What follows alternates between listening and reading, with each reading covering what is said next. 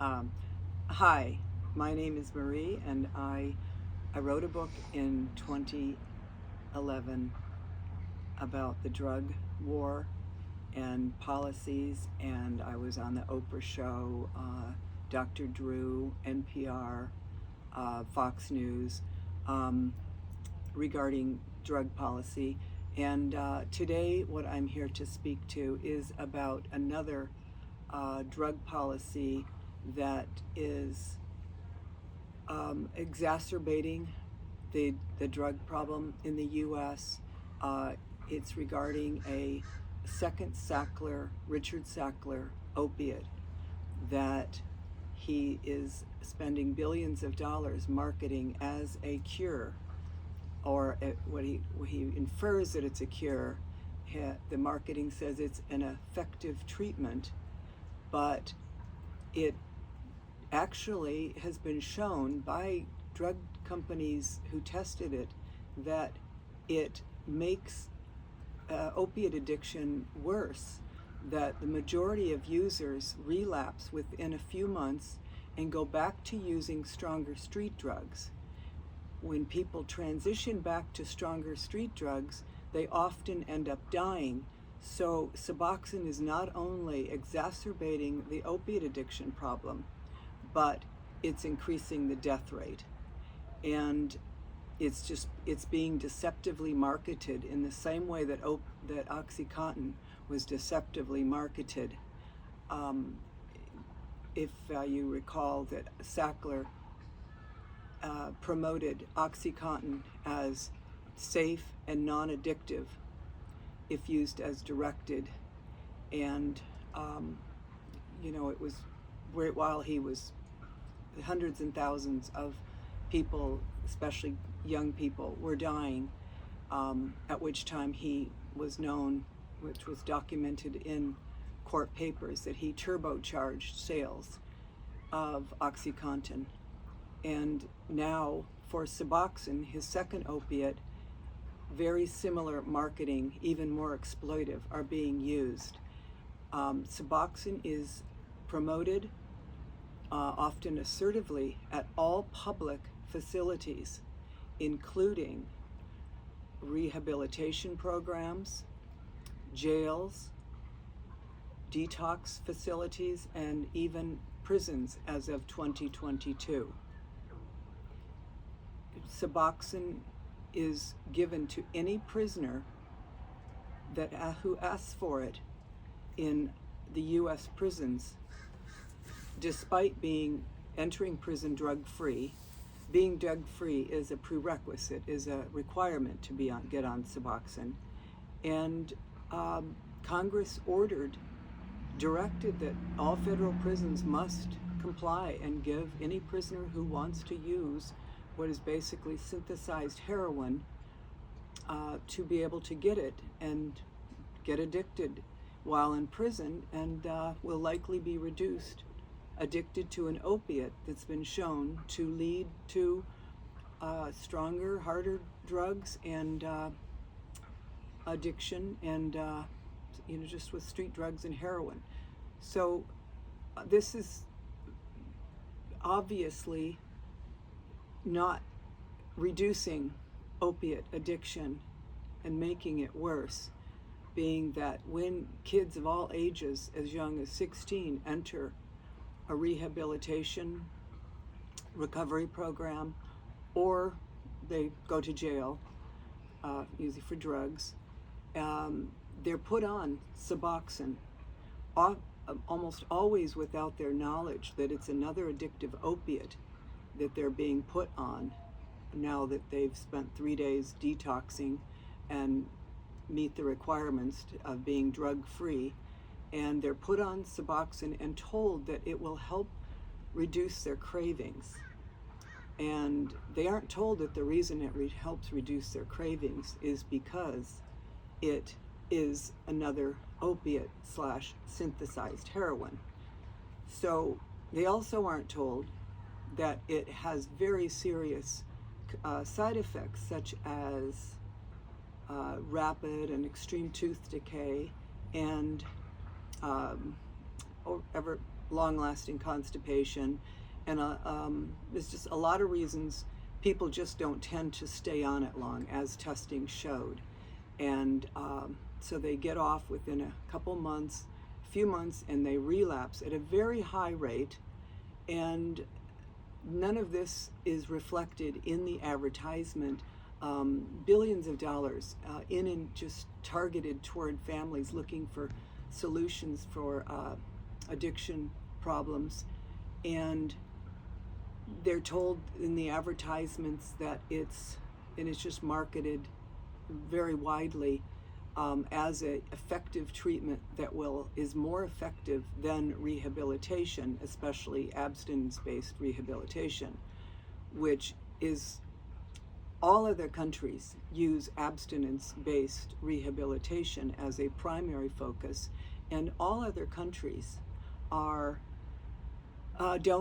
they have relatively flat addiction rates, and a lot of Americans don't believe this, but I've been researching it for over a year. I have documentation to everything I've said and I'm saying, and other countries don't have anything like an epidemic of opiates, and they focus on sequestering people and assertively getting them into rehab, abstinence-based rehab, and separate them from opiates that continue to basically cause brain damage and wire their brains to crave addiction and crave the drug, and withdrawal from opiates is very serious. It can often cause brain damage. These drugs are engineered in laboratories to be extremely powerful, and very hard to get off. And U.S. detox facilities don't allow sedatives or anti-seizure drugs like most countries, for the purpose of getting a patient drug-free for the required 3 days to be put on Suboxone again. So Suboxone just infiltrates our recovery system, and it's basically keeping people on opiates because it is an opiate. Another thing is that judges, because there's such a shortage, most of the money is going towards administering Suboxone as a more inexpensive way of treatment for addiction, and it's a very severe shortage of rehabilitation.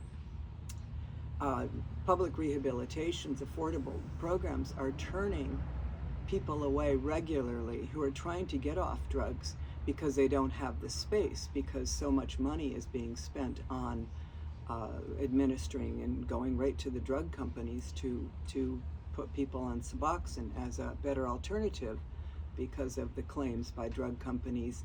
And judges, instead of mandating rehab anymore, in California and many states at least, are instead requiring regular drug testing that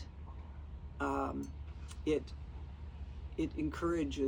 allows Suboxone, or another similar version is buprenorphine.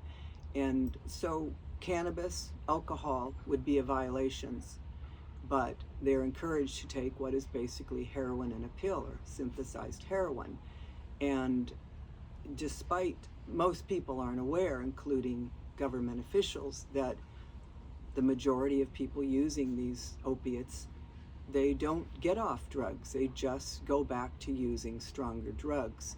So it's a huge, it's definitely contributing to the epidemic.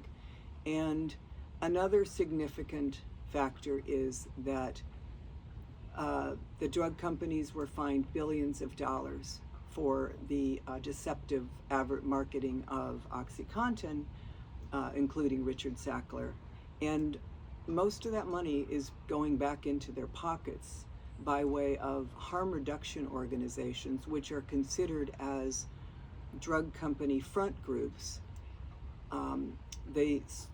Basically, the sole purpose of the primary function of harm reduction organizations that are receiving billions of dollars is to market Suboxone. and to lobby government for even more funding that's earmarked for addiction. Um, they produce videos that have doctors claiming that Suboxone is an effective treatment for not only addiction but for headaches and depression.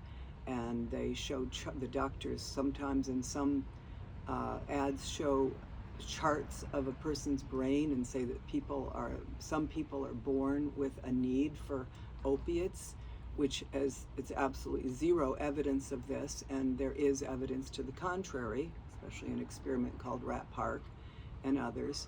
And basically the money is spent to push an opiate, which is synthesized heroin. Another purpose, another expenditure of harm reduction organizations using public funding is to open up shelters that for intravenous users, and so that they don't have a negative stigmatization of having to shoot up in public when they're shooting up their drugs. And so most other countries make needles, clean needles, and Narcan, an antidote, available without having to go to a shooting gallery. They give even vending machines in Canada and some other places, but in the U.S. you have to go to a intravenous shooting gallery, where studies have shown drug use increases in those areas. If a local official wants to prevent one of these shooting galleries to be in their neighborhood based on the research, the local papers are just inundate them with being cruel and subjecting people to, not giving people clean needles. So there's just so many ways that the U.S. widely is the only country that really has a problem with opiates. More than 80% of opiate users are Americans, and the U.S. is the only country, with the exception of New Zealand, that allows advertisement. And all other countries have a very different view of addicts. They see them as people with mental disorders that need help, and that if they're taken away from the drug, they can be rehabilitated. It's not easy, like any bad habit, and it does take time, more than the 30 days that insurance in the U.S. pays for. But a comprehensive program will be can be an 80% success rate, and that's been with comprehensive rehabilitation programs that have followed up on their graduates after a long term therapeutic environment, and for 5 years and more afterwards, they have stayed off drugs, whereas Suboxone, more than 80% go back to drugs, and go back within months even. So it's being marketed. It's just propaganda that's almost completely the opposite of what it does, and just the justification for them calling it an effective treatment is based on an irrelevant technicality that while a person, if they did stay on Suboxone, despite its negative side effects and few benefits, they do have a lower overdose rate because it's prescribed in lower dosages. And that's what the drug companies are basing all of their billions of dollars worth of advertising and using vague terms like it's an effective treatment, it's better, is if people stayed on it and used it as directed, they would have a lower overdose rate. But they don't do that. They don't stay on it. And they also, it's easily abused. Suboxone can be injected. You double up on doses, or um, and it was the drug that Matthew Perry was put on, and he um, combined it with another. Oh, and combining it with other drugs is how you can abuse it, like OxyContin. And he used it with another normally safe drug. It's a rave drug called ketamine, and he and died. And they're blaming ketamine, and there's a lot of people that go to raves that it's not known to be fatal. So I think they're doing it possibly to cover up for OxyContin, or for the Suboxone that he was on. And when he was in interviews, he often referred to himself as in recovery. People, especially young people, are basically led to believe that they're in recovery and that what they're being put on is a medication that will help them reduce cravings. They're not told that they're being re-addicted to another drug that is basically prescribed by the government at this point and the drug companies. So they're led to believe that this is helping them, and it's not. It's just a different drug, but this one is dispensed by corporations, by the drug companies, and government receives hundreds of millions of dollars because of the drug companies lobbying. So that seems to be a very big motive. So I think that if you read the news, you find almost any type of media, you will find almost 0% of dissenting views regarding Suboxone, and everything is a little controversial, and the rates keep skyrocketing. So there's some reason that American rates of addiction and death are skyrocketing while other countries don't have. They've had relatively flat addiction rates for 20 years. So I hope that you will pass this along. I'm not going to keep doing this too long. It's against some very powerful drug companies, but somebody has to speak out, and people that are looking, parents that are looking for help for family members, loved ones that are addicted, they need to know that in the U.S., all roads lead to Suboxone, and Suboxone makes addiction of opiates worse. Thank you.